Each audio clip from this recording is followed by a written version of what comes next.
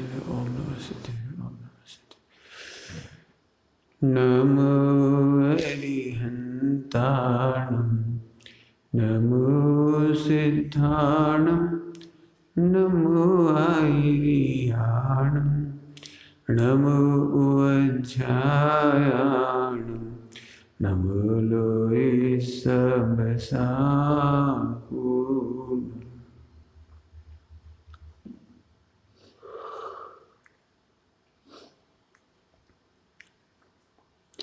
एष सुरासुरमणुषिन्दबन्दितं दोदघायकं विमलं प्रणमामि वर्धमानं तीर्थं धम्मस्य कर्तारम्।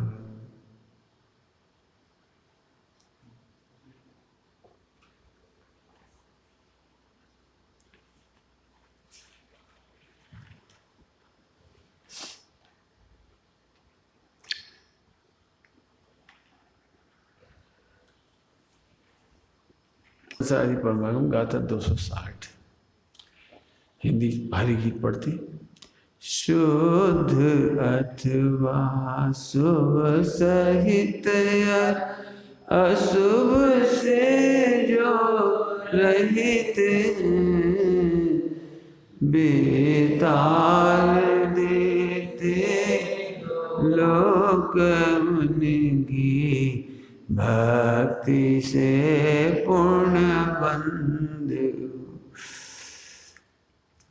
अशुभयोग से रहित जो मुनिराज शुद्धोपयोग से या शुभोपयोग से सहित होते हैं, वे मुनिराज लोगों को तार देते हैं और उनके प्रति भक्तिवान जीव प्रशस्त गुण को प्राप्त करते हैं। इस गाथा के भाव को तत्व प्रदीप का टीका में आचार्य अमृतचंद स्वामी इस प्रकार कहते हैं। अभी अपन ने 2 गाथा ली थी, 58, 59 और उसी समय मैंने कहा था 60 तक यही प्रकरण है, तो इसमें पढ़ती हैं अभी। मोह द्वेष और अप्रशस्त राग के उच्छेद से। मोह राग द्वेष नहीं लिखा, अप्रशस्त राग। शुभोपयोगी मुनिराजों को छठी गुण स्थान में मोह गया, द्वेष गया और अप्रशस्त राग गया। शुभोपयोग की 3 विशेषता होना चाहिए। मोह नहीं होना चाहिए। पता कोई मुनिराज अपनी पत्नी का मोह करे, जी हमारी पत्नी है, समाज का सम्मान करो, हमारा बेटा है, बहुत अच्छा है। मोह नहीं होना चाहिए, द्वेष नहीं होना चाहिए, उपसर्गकर्ता के प्रति भी द्वेष नहीं।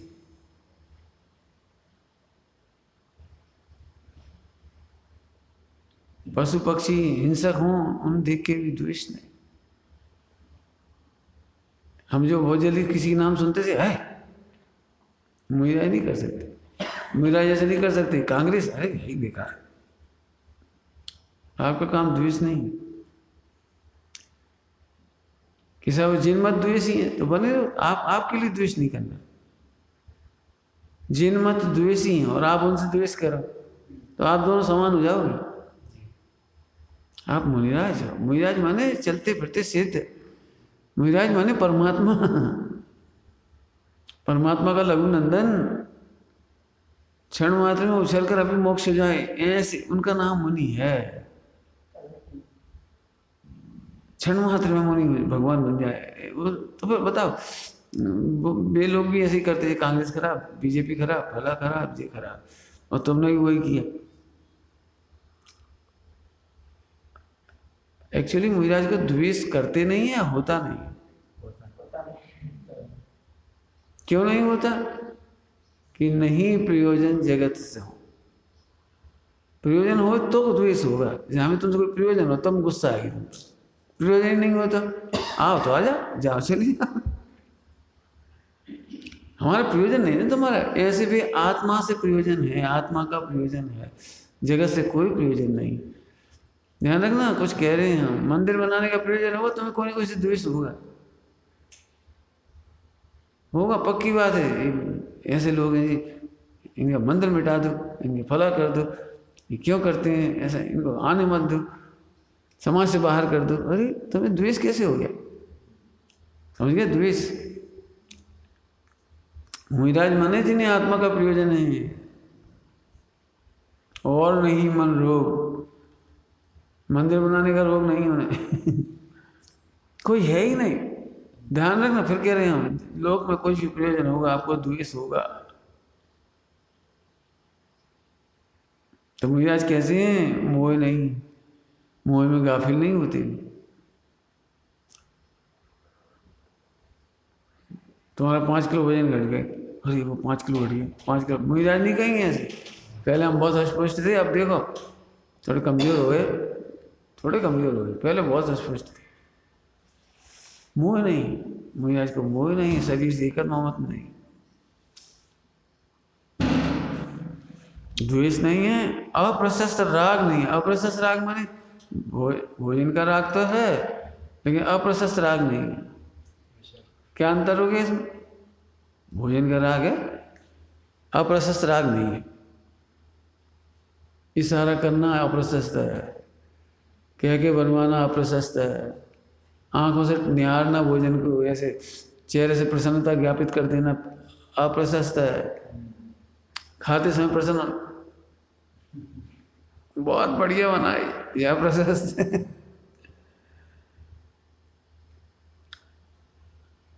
आज का भोजन बहुत अच्छा है, अप्रशस्त है। क्यों? रोगी को दवाई का राग तो है, अप्रशस्त राग होता है। अप्रशस्त मतलब डॉक्टर से कहे, डॉक्टर साहब मीठी वाली दो, और दो, और दो, रोज दो, जी बढ़िया दवाई, हम तो जी अच्छी लगती। कौन कहता है? रोगी को दवाई तो खाता है, लेकिन दवाई की मिठास से कोई प्रयोजन नहीं।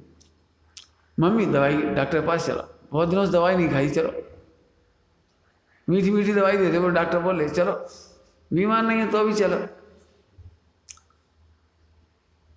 अप्रशस्त समझ गए? मुहिराज को ग्रंथ का राग है, लेकिन छप जाए ये अप्रशस्त है, छपा दो ये अप्रशस्त है।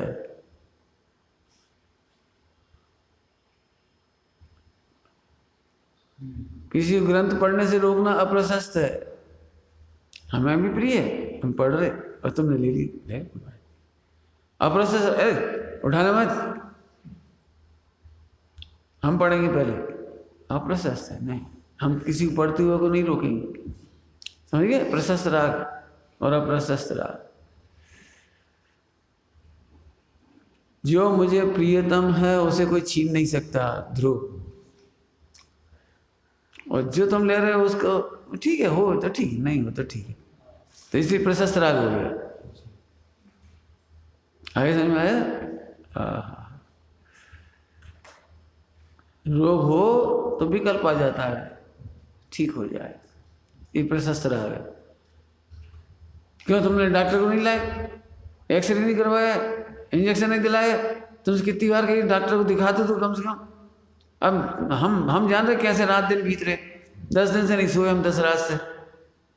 जो दवाई लाओ तो सही, जी अप्रशस्त। मुहिराज को ऐसा विकल्प नहीं। देह जाए पर माया न बढ़ते रोम में। आगे अंतर समझे? प्रशस्त और अप्रशस्त।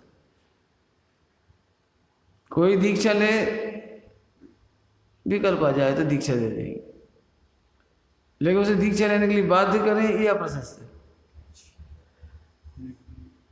तुम दीक्षा लो, हमसे ही लो, उनसे मत लो। उनसे क्यों ले रहे? हमसे ही लो, जी अप्रशस्त।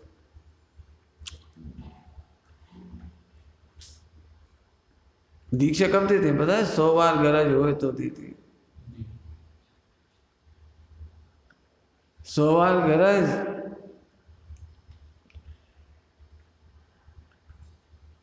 एकल बिहारी होने का निषेध है। सोच ले जीवन भर रहना होगा संग में, तुम्हारी नहीं चलेगी, तुम्हारी मन इच्छा की नहीं चलेगी। तुम्हें भगवान बनना है क्या? तुम्हें कैंसर दूर करना है, फिर कौन की चलती है? डॉक्टर की चलती है। तुम्हें कैंसर की तरह यदि मोक्ष में जाना हो, कैंसर की तरह मिथ्यात्व छोड़ना हो, कैंसर की तरह तुम्हें भव रोग छोड़ना हो तो आप दीक्षा लो, मतलब सजा और कहीं ले लें, हाँ ले लें। उलट पलट के देखते नहीं, कोई ग्राहक थोड़ी अच्छा चलो कोई बात। श्वेतांबर में एक साधु क्रिकेट के प्रेमी, वो कमेंट्री सुनते हैं, तो जब वर्ल्ड कप हो रहा था ना, वर्ल्ड कप 2011 का, तो उन्होंने उसके घर जाके या उसके पास जाके या उसको बुला के जैसा करा होगा, उसको वो माना था, क्या कहलाता है, कोई संकट मोचक धागा, सुनील क्या नाम उसका, सचिन को वो, और फिर उसका फोटो छपा था अखबार में, मैं इनका बड़ा फैन हूँ। तो फिर लोगों ने पूछा पत्रकारों ने, लेकिन आप तो साधु हैं। तो बोले मैंने दीक्षा लेने से पहले ही गुरु से कह दिया था कि मैं क्रिकेट कमेंट्री से मुझे क्रिकेट का शौक है, तो उन्होंने मुझे ऐसी छूट दी, मतलब।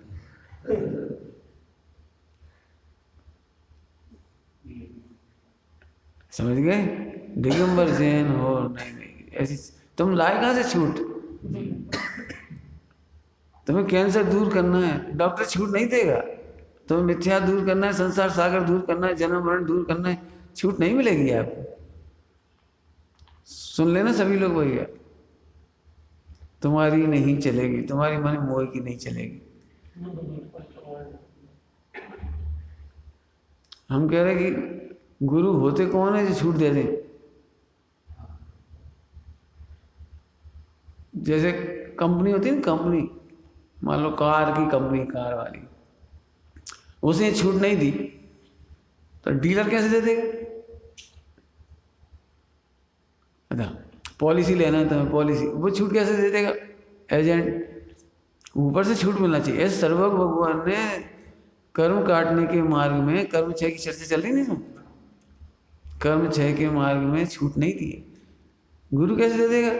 तुम चिंता नहीं करो, हमें ना तो तुम्हारी ऊपर चलती है।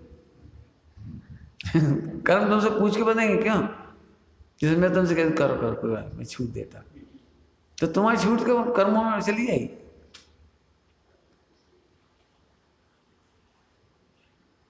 हाँ समझ में आए? प्रशस्त राग अप्रशस्त समझ गए? शिष्यों को रखते हैं लेकिन उस संबंधी अप्रशस्त राग नहीं करते। यही शिष्य मेरी सेवा करे, ये ना करे, ये अप्रशस्त है। प्रशस्त ये है सेवा कराने का भाव, कोई कर दे। प्रशस्त अप्रशस्त का अंतर समझिए। 3 बातें कौन कौन सी हुई? मोह, द्वेष और अप्रशस्त राग। क्या गजब टीका हूं, कितना खुलासा है। उच्छेद से, उच्छेद में पूरी तरह से नष्ट हो चुकी है तीनों। दर्शन मोह नष्ट हुआ है, मोह का मतलब दर्शन मोह, मोह का मतलब दर्शन मोह। द्वेष और राग इस चारित मोह है। तो चारित मोह में से क्या क्या मिट गया? द्वेष भी मिटा है और अप्रशस्त राग मिटा है। तीर्थ यात्रा का विकल्प है, चल ये प्रशस्त राग है, लेकिन मर पच करके करना है, ये अप्रशस्त राग है। खींच के करना है, जबरदस्ती करना है। सुनो भैया, हमें पहुंचाओ वहां तक, हमें वहां तक पहुंचाओ। नहीं, ये अप्रशस्त। दिगंबर महाराज किसी को बाधित नहीं करते और दुखी भी नहीं होते। देखो जा नहीं रहे जी लोग, हमें किलवा दी तो अभी नहीं जा रहे। नहीं जाओ, स्वतंत्र हो ना आप, मत जाओ मत जाओ, हम क्या करें।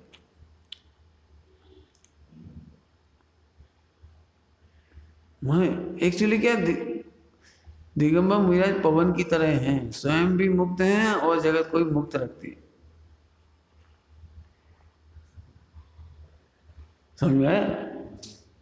अभी हम तुमसे कहते हैं तुम्हें रहना पड़ेगा, अब ऐसे तुम दुखी हो जाओगे, रहना पड़ेगा रहना पड़ेगा रहना पड़ेगा, फिर आप चुपचाप चले जाओगे, भग जाओगे चुपचाप, कुछ ना कुछ करोगे, नहीं तो बहाने बना के चले जाओ, कुछ ना कुछ करोगे। इसलिए हमने शुरू से, आज से नहीं, 30 साल से किसी को ये नहीं कहा कि तुम आओ और किसी को ये नहीं कहा कि तुम जाओ। जाना चलेगा, आना है आ जाए, और सब वही स्वतंत्र, अपन भी स्वतंत्र। अभी भी वही पद्धति, किसी को हम ये नहीं कहे नहीं जाओ, हम शादी कर ले, हमने ब्रह्मचार्य तो दिए नहीं थे। शादी कर ले, ये नहीं कर रही मत कर। अब हमसे नहीं की, तुमने पहले तो कही थी नहीं कर रहे, अब क्यों कर रहे हो? अरे पहले वाला मर गया पहले वाला मर गया, वो परिणाम मर गया जो तुम्हारे पहले कह रहा था नहीं करना। वो परिणाम ही एक समय का है, हम क्या करें, उत्पाद भी है उसका। ऐसे मजे की बात है, तुम भी मजे में रहो, हम भी मजे में रहे। हम तुमसे नहीं बंधे, तुम हमसे नहीं बंधे, ये ऐसा संग चलता है। तो अप्रशस्त राग नहीं होता, तुम रहो। लेकिन पहले ही कह देते हैं, देखो भाई हमारे ये है, तुम्हें यदि रोग नहीं मिटे तब तक हम फिर को जाने नहीं देंगे। डॉक्टर कब तक रखता है? डॉक्टर ने कहती है भैया तुम यहाँ से बाहर नहीं निकलोगे तो हम इलाज करेंगे, तो नहीं रह जाए और फिर पिज्जा खाया है फिर आगे बढ़ जाए, जाए बाहर और तम्बाकू खाए फिर आ जाए। तो वो डॉक्टर कहेगा तुम भाग जाओ, हम तुम नहीं लगेंगे। माने हमारी चलेगी, माने व्यवहार में कहेंगे तो हमारी चलेगी। हमारी मतलब तुम्हारे मोह की नहीं चलेगी, तुम्हारे राग की नहीं चलेगी। कब तक रहना चाहिए हॉस्पिटल में? जब तक निरोगी ना हो जाओ। ऐसे गुरु के चरणों में कब तक रहना चाहिए? जब तक आप 7वें गुणस्थान नहीं पहुंच जाओ। 6ठे गुणस्थान में आपको गुरु के ही पास रहना चाहिए। क्यों? 6ठे गुणस्थान तक मोह हावी होता है। बड़ी बड़ी विपत्ति कराई है इस मोह ने 6ठे गुणस्थान में भी। 6ठे गुणस्थान में बड़ी बड़ी विपत्ति कराई है इसने। गुणस्थान गिरा देता है, पहले गुणस्थान तक ले आता है, रिद्धियां नष्ट कर देता है। दीपायन मुनि के निमित्त से द्वारका जल गई, बलराम बन गए, बलभद्र निदान बंद कर ली, गुणस्थान गिर जाता है।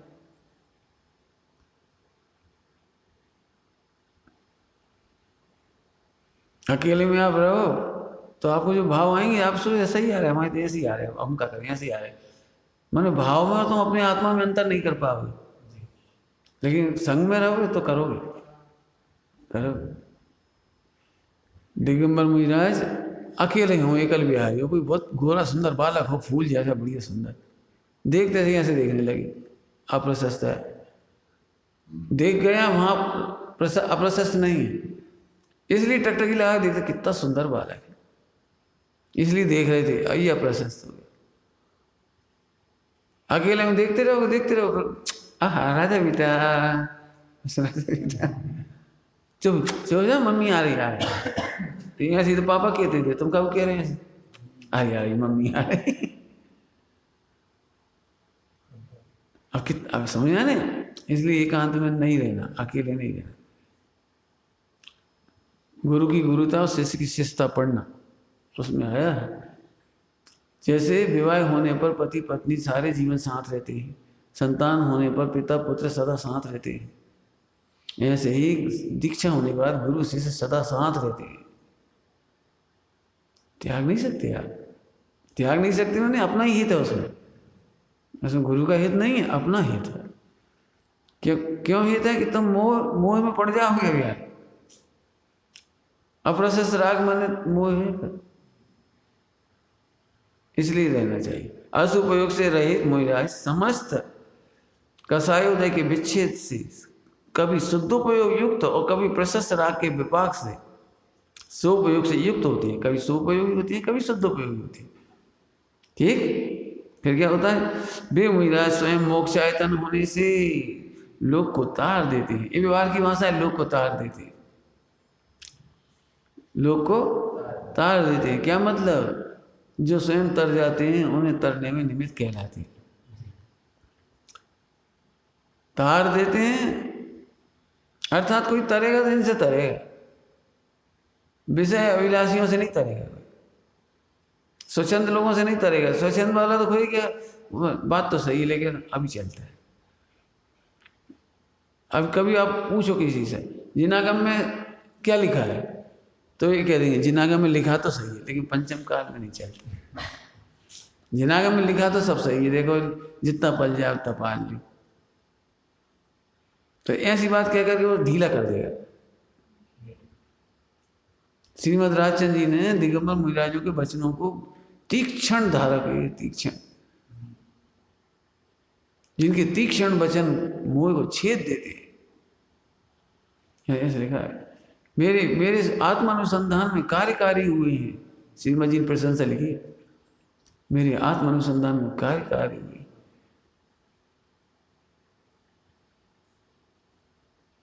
है। मोक्षायतन होने से लोग को तार देते हैं। मोक्षायतन होने से मैं भी खुद मोक्ष जा रहे हैं इसलिए तार देते। आप तरें ऊपर नाव खुद ही डूब रही है तो डूबने में निमित्त होगी। ध्यान रखना, यहाँ किसी मुहिराज से द्वेष नहीं किया है। तुम्हें चाहिए क्या जी बता? कल हमने कही थी एक बार, जिस महिला को शीतलाचार पालन करना हो, शीतलाचारी महिला से पूछती है, अब बिन्नू तुम बताओ, हमें उपवास करने, हमें क्या करें? तुमने क्या दी? कच मत खाई क्यों? इतनी गर्मी पड़ रही, कच मत खाए। मन नहीं लगो तो, पित्त भड़क गए तो फिर दूध पी ली। आए तो जी कह दो ना, एक आसन कर लो। उपवास क्यों कह रहे हो? मैं उपवास क्यों कह रहे हो? एक आसन करना कह दो ना, तुम्हारी ताकत नहीं तो उपवास मत करो। तो फिर उपवास में दूध पी ली। जी जी जी तो गलत कह दिया। ऐसे शीतलाचार का पूजन कर दिया। इसका मतलब खुद शीतल है, अर्थात पत्थर की नाव है, तो दूसरे को भी पत्थर की नाव की तरह डुबा देगा। तो जी भावलिंगी संत क्या कहेंगे तुम्हारी गलतियों पर? बेटे बहुत सरल है, मिटेंगी। हमारे भी थे ये भाव, मिट गए हमारे, तुम्हारी मिटेंगी, चिंता नहीं कर। तुम गलत को सही मानकर मार्ग में मत चलो, गलत को गलत मानो, निंदा करा करो, हम तुम्हें उपाय बता देंगे, छूट जाए, चिंता नहीं करो, मिटेंगी भाव।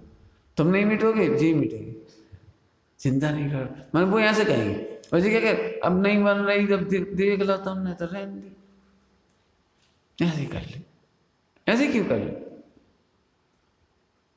समझ में आ गया? तो शीतलाचारी डूबने वाली नाव को ढूंढता है। समझ गए क्या कह रहे? डूबने वाली नाव को ढूंढता है वो, उनसे ही पूछता है क्यों ब्रह्मचर्य कैसे ले? यहाँ से ले।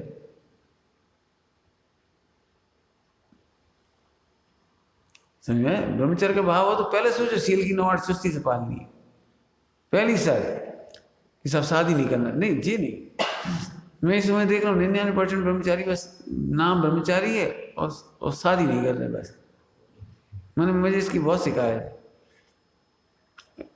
और फिर ब्रह्मचर्य बदनाम होता है, कभी अपने आप को लिखते थे ब्रह्मचारी हैं और उनकी कोई कदर करता नहीं समाज में, तो फिर दूसरे ब्रह्मचारी भी हतोत्साहित होते हैं, भैया देखो इतने बड़ी प्रवचनकार हैं लेकिन कोई की कदर नहीं जब समाज में, ब्रह्मचारी की कोई कीमत नहीं। सही बात है, पंचम काल है, सही बात है भैया, ब्रह्मचारियों को कोई नहीं पूछता, तो उससे मार्ग बदनाम होता है।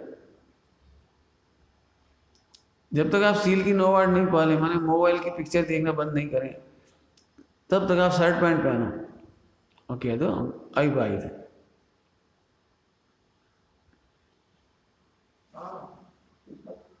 खत्म। इस शादी नहीं करना, हमने शादी करने का त्याग किया है। पहले ये नियम लिया, हमने विवाह करने का त्याग है, हमने भी कैसे लिया, शुरू में विवाह नहीं करने का नियम लिया, चुस्त हो जाएंगे तो ब्रह्मचर्य का पालन करेंगे, उनसे कौन सी बात है? समझ में आ रहा है? वर्तमान में जो ब्रह्मचारियों को बदनामी होती है इसलिए होती है, क्यों ना कोई पूछेगा उनके पुण्य नहीं है, पवित्रता नहीं है, शीतलाचार है। कोई उनके पास बैठ जाए तो शीतलता की बदबू आने लगती है, जैसे प्याज वाले के पास बैठो ना तो उसके मुंह से श्वासों से ही बदबू आने लगती है प्याज की। कांदा लहसुन खा के आया तो उसकी बदबू मुंह से ही मालूम पड़ने लगती। तो ऐसे उसकी शीतलाचार जरा पता लग जाता है, सोना उठना बैठना चलना पूजा पाठ सब में शीतलाचार आने लगता है, पता लग जाता है। समाज कदर नहीं करती, तो उनकी व्यवस्था नहीं बनती, फिर जबरदस्ती की व्यवस्था कराते फिरते हैं, लड़ झगड़ के भी काम होता है। फिर पैसा मांग लेते तो ठीक है हम चले जा रहे, हमें 100 रुपये दे दे, टिकट के पैसे दे दे 200-500, लोग सोचे चलो पल्लो छूटे इससे, दे देते बेचारे। तो इसी तरह मैंने मारी कूटी जिंदगी।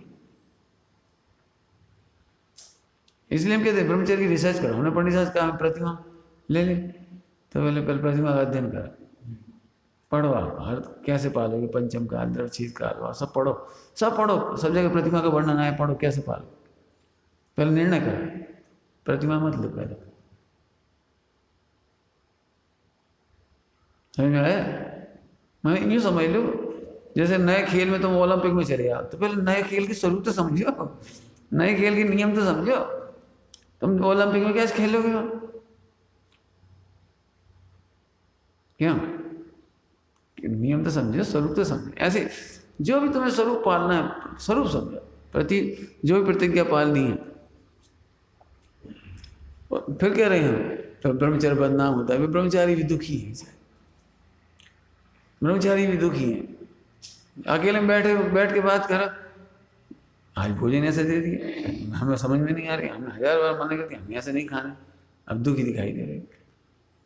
लड्डू कभी नहीं खिलाएंगी, पूड़ी कभी नहीं खिलाएंगी। मुझे एक ब्रह्मचारी जी हमारे संग भोजन करती है, खनिया दाना पहली बार दिन आए, पहली बार हम गए हमारे संग भोजन करने के।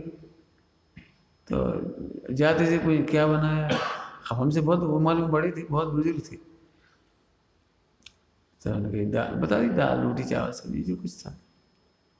क्या बात है भैया, खनिया दाना वाले में भोजन करा हुआ नहीं आज?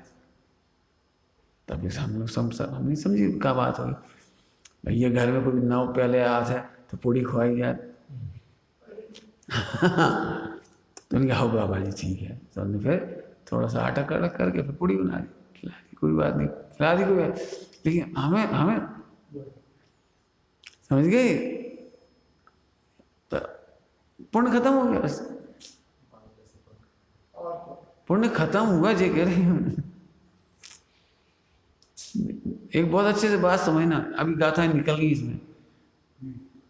सम्यक दर्शन होने पर भी सम्यक चारित्र नहीं होगा तो कल्याण नहीं होगा। चारित्र है लेकिन सम्यक दर्शन नहीं है तो भी कल्याण नहीं होगा। चारित्र है लेकिन आपको ज्ञान नहीं है, सम्यक ज्ञान, तो भी कल्याण नहीं होगा। सम्यक ज्ञान नहीं है तो आपका श्रद्धा और चारित्र बेकार है, आपको आत्मज्ञान होना चाहिए। मैं तीनों गाथा इसलिए लिखी गई हूँ, इसलिए लिखी गई हैं, मैंने उसका अध्ययन कर, ऐसे नहीं आप बहुत बड़ी प्रवचनकार हो तो आप मुँह से मांग के खाने लगो, आपका पुण्य नष्ट होगा। मैं फिर कह रहा हूँ तीसरी चौथी बार, इससे ब्रह्मचर्य का मार्ग लोगों को दुखमयी जान करके कोई इसमें आता है, आएगा नहीं। पहले सोच लो आप मांगोगे कि नहीं मांगोगे, खूब अध्ययन कर लो, कैसे खाओगे, कैसे पियोगे, कैसे चलोगे, कैसे रहोगे। और इसीलिए हम कहते हैं बेटे इतने दिन तुम हमारे पास रहो, संकल्प लिखो, संकल्प लिखो तुम क्या पाल सकते हो, कितना पालोगे। हमसे नहीं कह रहे तुम तो बड़े नियम लो, छोटा नियम लो ना, लेकिन लो जरूर, पालो। तुम्हें कॉन्फिडेंस होना चाहिए उसका। आगे समझ में आए? वे मुनिराज स्वयं मोक्षायतन होने से लोग को तार देते हैं, अर्थात तारने के लिए प्रसिद्ध हो जाते हैं। द्रव्यानुयोग से तारते नहीं, ध्यान रखना, चरणानुयोग में तारने में प्रसिद्ध होती। क्या मतलब? द्रव्यानुयोग चरणानुयोग क्या मतलब, कर्णानुयोग का क्या मतलब? कि वे ही प्रसिद्ध हो जाते हैं ना जगत में। अरे भैया कितने लाखों तर गए इनसे, कितने मुनिराज हो गए इनसे, कितने ब्रह्मचारी त्यागी हुए, धन्य भाई। आज तक हमने एक ब्रह्मचारी को दुखी नहीं देखा इनके पास, एक भी त्यागी मुनियों को दुखी नहीं देखा इनके पास, धन्य है भैया। तो तार देने वाला नहीं। ये डॉक्टर बहुत अच्छा है, सबके रोग ठीक कर देता, ये बिहार की भाषा है ना। तो फिर इसका क्या मतलब होता है, वो सबके रोग ठीक कर देता है कि उनकी दवाई खुद खा लेता है, उनकी एक्सरसाइज खुद करता है। वह केवल बताता है, सम्यक मार्ग बताता है और लोग उसका अनुकरण करते हैं और स्वस्थ हो जाते हैं। ऐसे ही दिगंबर आचार्य कैसे हैं, मुनिराज कैसे हैं, स्वयं तरते हैं और उन्हें सम्यक रास्ता बताते हैं, शीतलाचार का रास्ता नहीं बताते, तो तर जाते हैं मतलब प्रसन्न हो जाते हैं, आत्म कल्याण होता है और मोक्ष तो होता ही भविष्य में। ठीक, और क्या होता है, और उनके प्रति भक्ति भाव से, ये देखो अंतर, और उनके प्रति भक्ति भाव से जिन लोगों को प्रशस्त भाव रहता है वे पुण्य के भागी होते हैं। कुछ कह गए इसमें? जिन्हें अपने गुरु के प्रति प्रशस्त राग भी नहीं होता भी मोक्ष चले जाते और जिन्हें अपने गुरु के प्रति भक्ति भाव होता है, प्रशस्त राग होता है, स्वर्ग चले जाते हैं। अंतर समझे? धन्य भी मुनिराज जिन्हें अपने गुरुओं के प्रति प्रशस्त राग भी नहीं रहा। अप्रशस्त नहीं रहा, प्रशस्त भी नहीं रहा। अप्रशस्त राग कैसा था गुरु के प्रति? हे हमारे गुरु को नाम ला तो मार दे तुम्हें, ये अप्रशस्त है, ये अप्रशस्त है। नहीं, गुरु की बदनामी सुन करके भी अप्रशस्त राग नहीं करी। मुनिराज है ना, मुनिराज जाने, ठीक है, कहने दो, लोग कहते हैं, लोग नहीं समझते, अज्ञानी है, लेकिन हम अप्रशस्त राग नहीं करेंगे।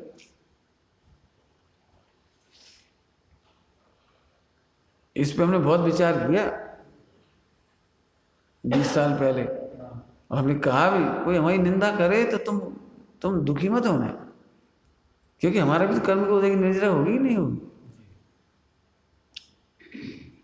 तुम हमें चाहते हो, इसको मतलब थोड़ी हमारे कर्म का उदय नहीं आएगा।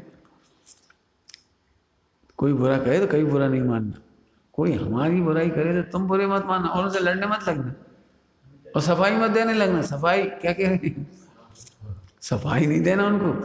तुम हमारे पंडित जी को समझते नहीं हो, अरे सब समझते हैं, कर्म को कुछ नहीं।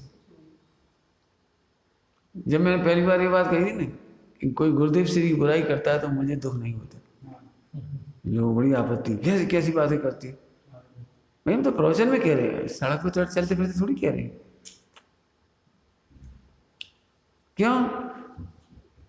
असंख्यात अज्ञानी जीव हैं जो सब गुरुदेव को पहचानते हैं, तो नहीं पहचानते तो अब उनके असंख्यात लोग बुराई करेंगे, तो हम क्या असंख्यात लोगों से दुश्मनी करेंगे, क्यों उन्हें समझाने जाएंगे, लड़ाई झगड़ा करेंगे।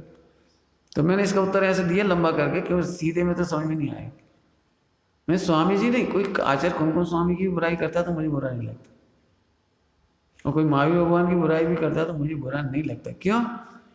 अब कांजी स्वामी कोई बड़े थोड़ी उनसे, क्यों? कितने लोग हैं जो महावीर भगवान की बुराई करते हैं, मोक्ष भी करते हैं, जैन ही करते हैं लोग। क्यों? जो आत्मा को नहीं जानते वे परमात्मा को भी नहीं जानते। कौन कौन बुराई करता है? तो इसमें तुम भी आ गए। अभी हम जरा ऊंचे त्याग की बात करें, अरे कहाँ लिख गए आचार्य यार, हाँ इतने कठिन कठिन हमारी बस के नहीं, तुम्हें बुराई करने लग लो आचार्य। महावीर भगवान बहुत कट्टरवादी थे। क्या कठिन मार्ग बताए, तो तुम महावीर का विरोध कर रहे हो। कट्टरवाद है कि दृढ़वाद है? क्यों? कट्टरता है कि दृढ़ता है? शिथिलाचार का नाम उदारवाद है। शिथिलाचार का नाम उदारता है क्या?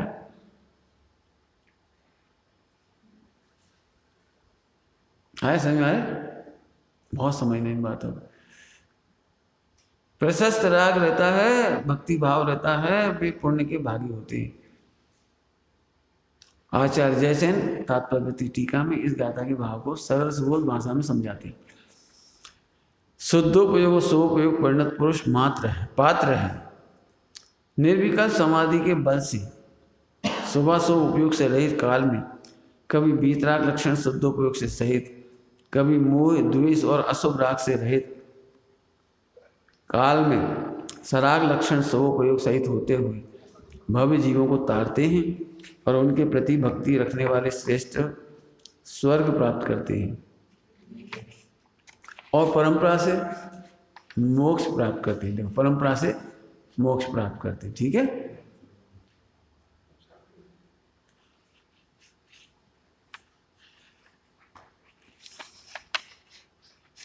अब देखो इसमें एक भाषा का अंतर बताता हूं थोड़ी सी। मोक्ष कराते हैं, स्वर्ग नहीं कराते। अंतर समझ में आया क्या लिख रहे हैं? ऐसे पवित्र मुनिराज मोक्ष तो करते हैं, पार तो कर देते हैं संसार सागर से, देखो भव्य जीवों को तारते हैं और उनके प्रति भक्ति भाव रखने वाले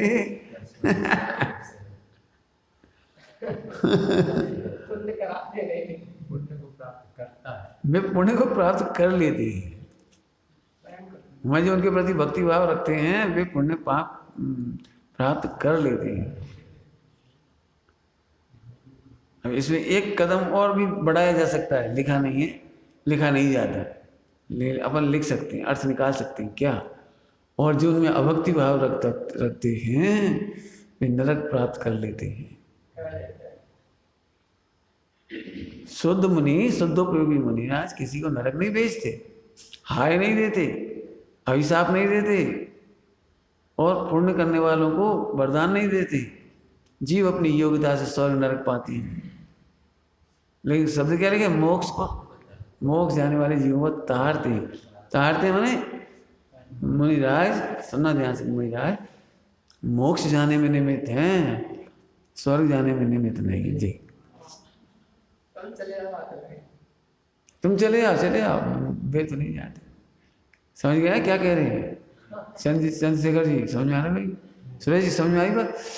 दिगंबर मुनिराज मोक्ष जाने में निमित्त हैं, स्वर्ग नरक जाने में निमित्त नहीं है। तुम चले आओ, चले आओ। ये सड़क होती है, सड़क गवर्नमेंट ने सड़क तो इतनी अच्छी बनाई कि आप फर्राटे से दिल्ली जाओ, मैं बीच में एक्सीडेंट कर लो तो तुम्हारी गलती है, सड़क का करेगा। सड़क तो उस समय भी दिल्ली जा रही है समझ गए? और तुम धीरे धीरे चलो, रास्ते में रुक जाओ ढाबे में, तब सड़क क्या करे? यहाँ से तुम स्वर्ग के ढाबे में रुक जाओ एक्सीडेंट करके मर जाओ, हड्डी पसली तोड़ लो, ये सब तुम्हारा दोष है, सड़क का कोई दोष नहीं है। दिगंबर मुनिराज तो मोक्ष ही देते। डॉक्टर के बारे में क्या कहो? क्यों आप कभी ऐसे बोलते जी डॉक्टर है ना बहुत मरीजों को मारता है मारने में फेमस है, ऐसे बोलते? मरते हैं कहते, मारता नहीं कहते ये डॉक्टर सबको स्वस्थ कर देता है, निरोगी कर देता है, सबके कैंसर ठीक कर दिए इसने, सबके कैंसर ठीक कर दिए, ऐसे कहेंगे ही। अब कई लोग नहीं भी होते ठीक, कई मर भी जाते हैं। इसी के लिए नंदीश्वर जी की पूजन है, बावन पूजा, नंदीश्वर जी की बावन पूजा, उसमें स्तुति की भगवान की। बड़ा अचंबा होता है भगवान आपको देख करके, तो क्या अचंबा होता है? तो विरोधाभासी अलंकार है, विरोधाभासी अलंकार। आपको राग नहीं है और फिर भी तार देते हो बिन राग श्रेष्ठ जन दिए तार, बिन द्वेष दुष्ट को नरक डार। जी बड़ा चंबा है, आप द्वेष करते नहीं और दुष्ट को नरक पहुंचाने के, समझ गए? विरोधाभासी अलंकार है। आप द्वेष नहीं करते और नरक चले जाते। क्यों चले जाते हैं? अपनी योग्यता से। फिर से एक बार अर्थ समझाया इसका कि आप मोक्ष नहीं देते, मोक्ष जी अपनी योग्यता से ही जाता है, लेकिन लोक में प्रसिद्धि आपकी हो जाती है। क्यों हो जाती है? कि आप सच्चे हो, आप मोक्ष मार्गी हो, आप शिथिल नहीं हो। समझ गए? अब 261 और 263 मान 261 62 3 गाथाएं आ रही हैं। अगली गाथा की चर्चा करते हैं। अब देखो, अभी तक पॉजिटिवली समझाया सब कुछ, अभी थोड़ा नेगेटिव भी समझाते हैं। श्रमणाभासों की सभी प्रवृत्तियों का निषेध करते हैं। अब इसकी चर्चा कठिन है थोड़ी, लेकिन करेंगे अपन। श्रमणाभास, श्रमणाभास समझते हो? श्रवण जैसे लगते हैं,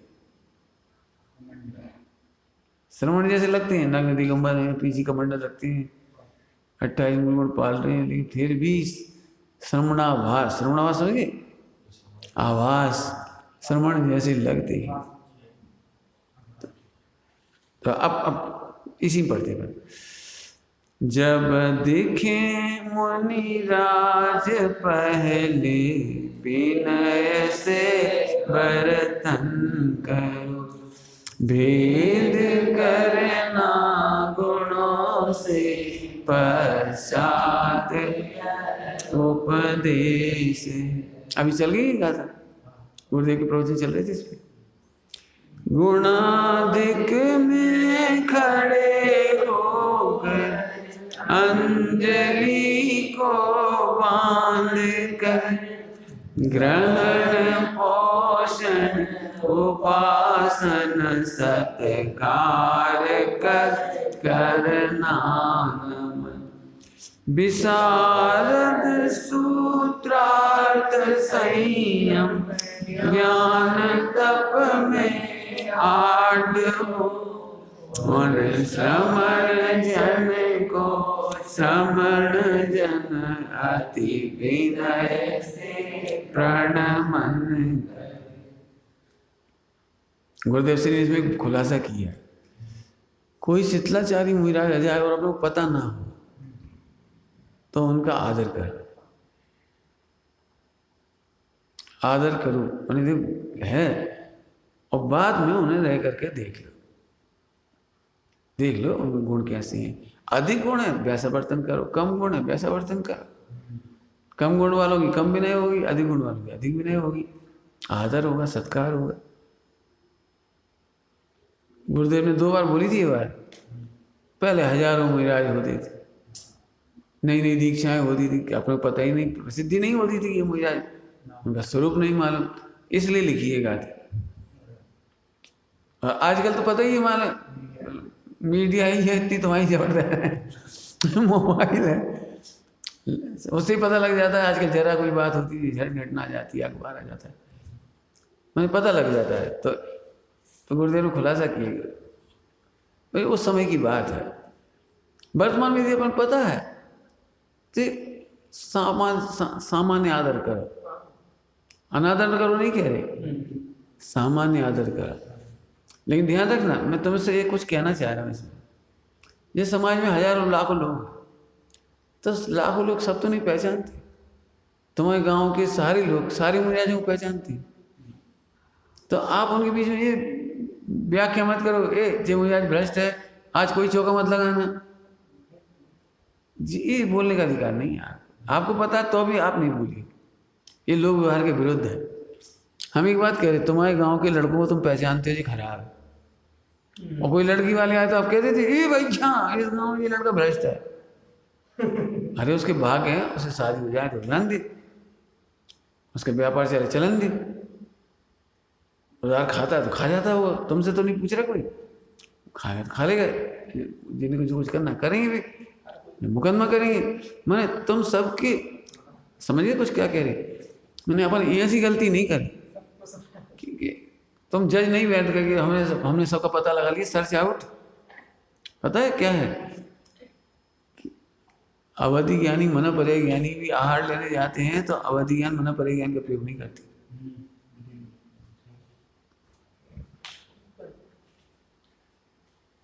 समझ गए क्या कह रहे हैं आप शंका की नजर से खोद भी नहीं मत करते रहो, भ्रष्ट ठहराने की कोशिश मत करो, और सब जीवों को मत, तुम्हारा निर्णय तुम मत मानो। इसकी चर्चा पहले हुई है अपनी। यदि आप सड़क पर खड़े हो तो पीछे हाथ करके खड़े मत, पीठ करके खड़े मत, जल्दी से भाग के एकदम सीढ़ी मत चढ़ जाओ, छत पे बैठ के ऐसे ऐसे मत देखने लगो, छत पे खड़े हो गए, ऐसा नहीं कर। इस सामान्य शिष्टाचार के विरुद्ध है। आपके घर में कोई भ्रष्ट शीतलाचारी भ्रष्टाचारी कोई रिश्तेदार आ जाते क्या करते आप?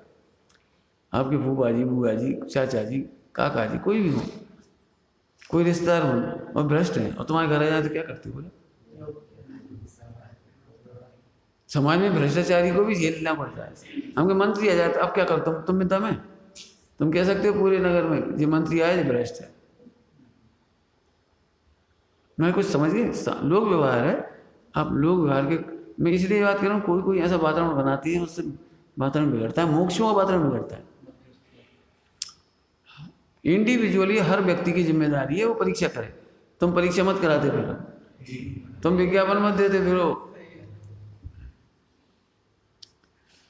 दूषित हो जाता है वातावरण। हमने देख लिया कोई सम्यक दृष्टि नहीं, हमने देख लिया सब भ्रष्टाचारी है, ऐसा नहीं बोलना।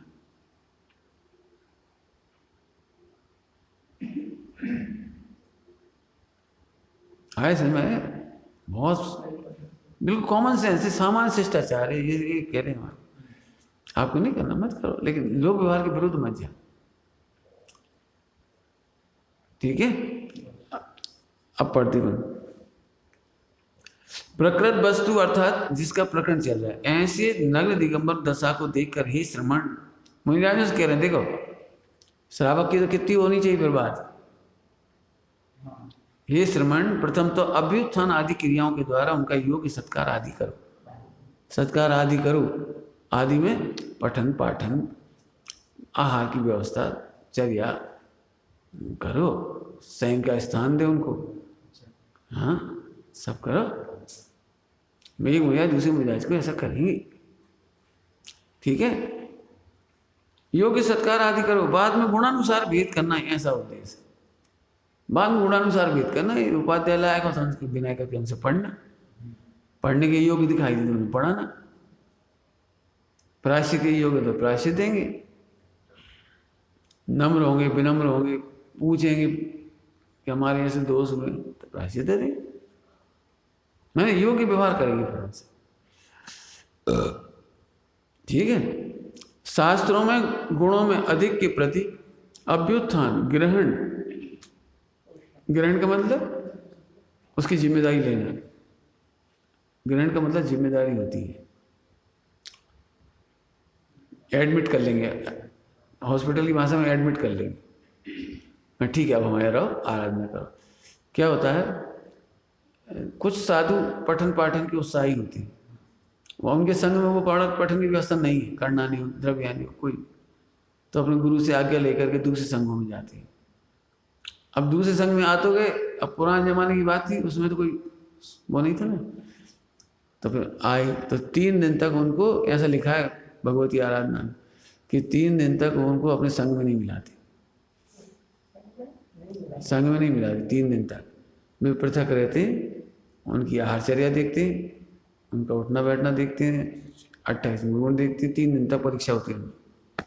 फिर 3 दिन बाद परीक्षा होने के बाद पूरी रिपोर्ट ले लेती है, जासूसी, जासूसी मतलब उनके शिष्य बता देते कैसी, फिर उनको ग्रहण करती, तो जी ग्रहण ऐसा कहलाता है।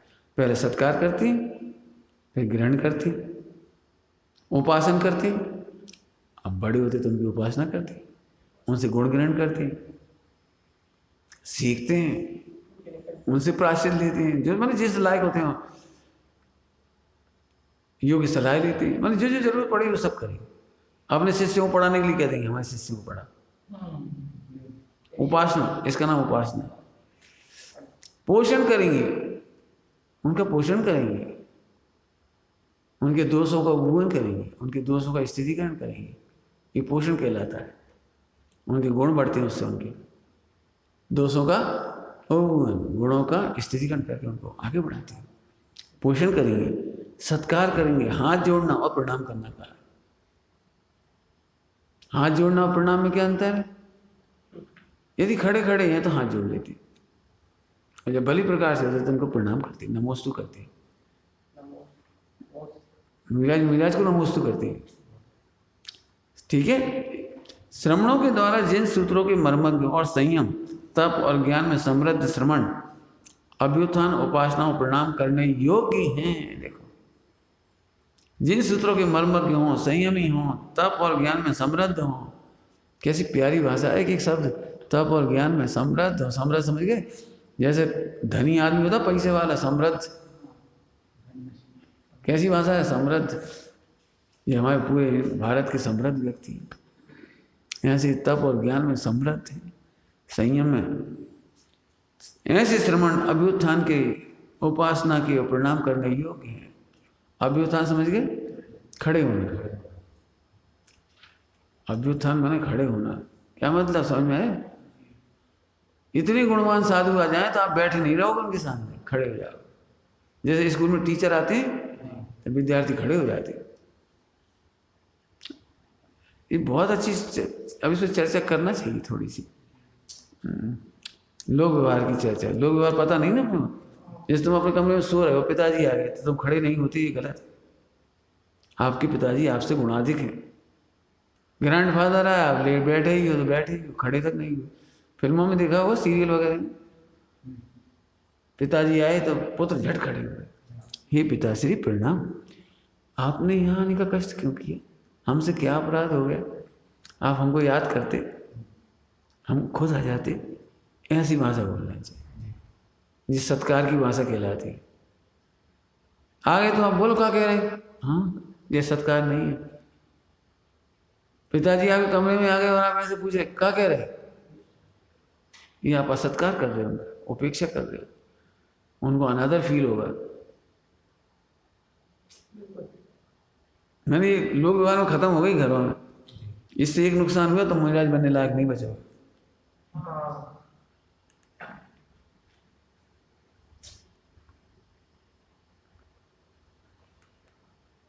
मुझे याद आ रही कुछ घटना संघों की, इसलिए चुप हो गए थी। आचार्य खुद कह रहे चलो भाई चलो, प्रवचन का टाइम हो गया, हम जा रहे हैं प्रवचन करने। नहीं हम नहीं आ रहे, हम पढ़ रहे, वो सब पढ़ रहे बैठ बैठ। चले गए आचार्य, क्या करें, अनादर है। उन्हें कहना ही ना पड़े, उससे पहले पहुंचो, गुरु के पहले पहुंचो प्रवचन सभा में, ये सत्कार है। अब इसके एक एक शब्द का मीनिंग करेंगे अपन, हम थोड़ा अर्थ करेंगे इनके भाव, क्योंकि प्रैक्टिकल मुझे तो इच्छा है। अब तुम कहते हो ना नाटक लिखो, जब तक ये गुण नहीं मालूम हो लिख ही नहीं पाओगे। कमरे में सास आई और बहू बैठी रही, सो ही रही, करवट और बदल लेगा, मुंह पहन लो, चादर और ओढ़ के सो गए। ये अनादर है। बीमार होने पर भी उठने की कोशिश करना, भले नहीं उठते बने तो नहीं, कोई बात, तकलीफ है कोई बात नहीं, जी आदर है। कभी देखना आप, हम तो सब तरह के लोग मिलते हैं, बीमारी में ताकत नहीं है तो उठने की कोशिश कर रहे, पैर छूने की कोशिश कर रहे, कह रहे भैया उठा दे, भैया उठा दे, पंडित जी कब आएंगे, कब पैर छू पाएंगे। तो नहीं कोई बात नहीं, कोई बात नहीं, मुझे आदर है, वचन से आदर है, काया से आदर है। देखते थे आंख बंद कर ली, जी अनादर है। अनादर माने गाली नहीं होती, योग्य आदर नहीं करना अनादर है, यह समझने से। समझ गए भैया, अभ्युत्थान, खड़े हो जाना। आपके शिक्षक मिल जाए झट खड़े हो जाओ, बैठे मत रहो।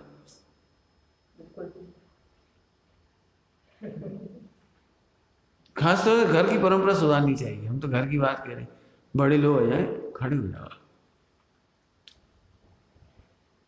ऐसा भी चाय जब आ जाए, अरे चाय जब क्या होता है, बड़ों से भी कहेंगे चाय जब मत जा,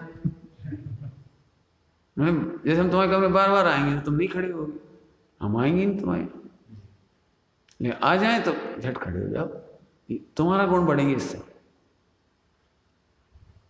तुम्हारे गुण बढ़ेंगे इससे। बड़ों का आदर करा। हमारे खनियादाना में इतना अच्छा चलता था कि 8-10 महीने लॉकडाउन में बहुत अच्छा चलता था। जितने बच्चे आते थे सब अपने सीनियर के पैर छूते थे। उन्हें 10 साल का बच्चा 12 साल के पैर छूता था, सबके रोजाना पर डे जितने लोग आते जाते थे, उन्हें करीब 20-25-40 तक हुए लोग, 35 तक व्यायाम करने के लिए सुबह 5 बजे। तो चाहे कोई हो, माने शादीशुदा भी 30 साल का आदमी अपने बड़े लोगों पर छूए। अभी 10 महीने देखने लायक था, रोजाना परंपरा चलती थी, हर छोटा बड़े के पैर छूता था। इतना अच्छा माहौल था, मैंने बातचीत का, उठने बैठने का, हर चीज का बहुत अच्छा लगता है। घरों में ऐसा वातावरण करना चाहिए। अपन कहते हैं ना हमारे पुण्य छीन हो रहा है, इसलिए छीन हो रहा है। तुम कहते हैं ना हमारी नहीं मानते, हम उनकी नहीं मानते, इसलिए तो नहीं मानते, एक दूसरे का आदर ही नहीं। अब तुम्हें अभी ये लगता है अम्मा बहुत खराब है, दादी बहुत खराब है, जब देखो जब खाए खाए खाए रे रोटी खा रहे, तो जी उनकी खराबी नहीं है, जी तुम सुनते नहीं थे ना, तो अब चिल्लाने की आदत पड़ गई। पहले बड़े लाड़ प्यार से बेटे रोटी खा ले, ध्यान करो आप, बेटा रोटी खा ले, आजा बेटा, क्या कर रहे, क्या सुन नहीं रहे, फिर और जोर से, फिर और जोर से, फिर और जोर से, फिर और जोर। अब रोज ही ऐसी आदत पड़ गई तुम्हें कि प्रेम से सुनते ही नहीं था, तो पहली बार में अब जोर से बोलती है, अब पहली बार में जोर से बोलती, समझ गए। हम सबकी अभी जिम्मेदारी इसमें, मैंने जिम्मेदारी कह रहे हैं कि अपने घर का वातावरण सुधारें, सुधारें बिल्कुल। आदेशात्मक भाषा हम कह रहे हैं, सार्वजनिक में उपदेश होता है और अपने वालों को आदेश होता है। अब तुम कहते हैं ना वो पत्नी हमारी नहीं सुनती, वो इसलिए नहीं सुनती तुम भी तो नहीं सुनती, तुम अपने माता पिता के आने पर खड़े नहीं हो जाते तो वो भी खड़ी नहीं होगी, देख लेना। बैठी तो बैठी, आ गए, आओ उसे पानी भर के पी ले, एक गिलास हमें और दे दे। ये ऐसी बुरी हालत है घरों में। उन्हें इस मामले में जो बहुत सुंदर गाथा है, यथा योग व्यवहार करना जरूर सीखे। अभ्युत्थान, खड़े होना, कोशिश करेंगे शाम को इनके अर्थ करें। वैसे तो सरल अब बता ही दिया लगभग लगभग, लेकिन हम मीरा जी के प्रकरण में और अपने घर के प्रकरण में, अपने जीवन के प्रकरण में इन बातों को उठाएंगे। जो पंडित साहब के पास जाते हैं ना और हैवी चलो जाते, भी ऐसे खड़े हो जाते, मुझे बहुत तकलीफ होती है, मेरी बस की नहीं कभी ऐसे खड़े होने। पंडित साहब सिखाते हैं ऐसे नहीं बैठना, पंडित साहब के सामने प्रवचन कभी ऐसे नहीं बैठना है। ये जो मुद्रा होती है ना, ये लाट साहब की होती है, बड़े जो होते हैं ना अधिकारी, उनकी होती है। आप भगवान के सामने, जिनवाणी के सामने ऐसे नहीं बनेंगे। पंडित साहब बहुत चीज़ सिखाती, ऐसे नहीं बैठने देते, इसके ऊपर ऐसे रख के बैठ गए, नहीं गलत। प्रवचन सुनने में एकाग्र होकर बैठो। पंडित साहब बहुत बातें बताते, बटन खुले हैं कि नहीं खुले, एक एक चीज़ कहते हैं, बटन क्यों खुले। ऐसे कि पंडित साहब एक एक चीज़ कहते हैं। हमें जो कोई योग व्यवहार सीखने को थोड़ा थोड़ा मिला है, वो पंडित साहब के पास में। फिर जब सीरियल देखी ना रामायण जी, तो उनमें ये योग दिखाया है उन्होंने। और मैंने तो इसलिए बात, इतनी बात क्यों बढ़ी, तुम कहते हैं प्रथमानी में लिखना चाहते हैं, तो पहले इतने गुण होने चाहिए। यदि आप पर्दे पर किसी को प्रवेश कराएंगे अंक में, नाटक में, तो उसको उसको आप किस तरह से प्रवेश कराएंगे? बाप बेटे की संवाद कैसे लिखोगे उसमें? फूहड़ भाषा नहीं लिखेंगे। पिताजी का बेटा स्कूल जाओ तो वहीं से बैंक चले, मैं नहीं जा रहा हो, नहीं तो फूहड़ भाषा है। नहीं, ऐसा नाटक हम पसंद नहीं करेंगे। यदि उसे कहना है कि हम नहीं जाएंगे, तो बड़े विनम्रता से कहेगा, पिताजी वो आज स्कूल में होमवर्क है और परीक्षा है, फ्री नहीं हो पाएंगे हम, नहीं तो हम जरूर चले आते। मुझे दुख है कि आपकी आज्ञा टालना पड़ रही। अब ऐसी भाषा चाहिए नाटक में, सीधे नहीं अक्कड़, हम नहीं जा रहे ऐसा। मैं नाटक वो जो भी कहानियां हैं, एक्चुअली वो क्या रहा है, जो ये गुण है ना अच्छे अच्छे, ये गुणों को जानकार बनो, खूब पी जाओ, फिर आप नाटक, कहानियां, उपन्यास लिखने के लायक बनो। आप फिर से समझ लो अच्छी तरह से, विश्व की सबसे उपकारी शैली है कथा और नाटक। सबसे उपकारी शैली है। पंचतंत्र, पंचशीली जो कथाएं प्रसिद्ध हुई वो इसलिए हुई, वे राजकुमार बिल्कुल नहीं पढ़ना चाहते। तो जो लेखक था तो हर टीचर को मार पीट के भगा देते थे, अनादर करके भगा देते थे। राजकुमार बहुत ही उद्दंड राजकुमार थे, पढ़ा हो आपने तो फिर उन्होंने कहा भाई अब क्या करें, हमारे राजकुमार तो फिर अनपढ़ रह जाएंगे, फिर राजा कैसे बनेंगे। तो उन्होंने अनाउंस करा कि कोई इसे पढ़ाएगा उसे हम बहुत मुंह मांगी पुरस्कार देंगे। तो फिर एक व्यक्ति आया, उसने हम पढ़ाए, फिर उसने कथा तंत्र लिखा वो सारा।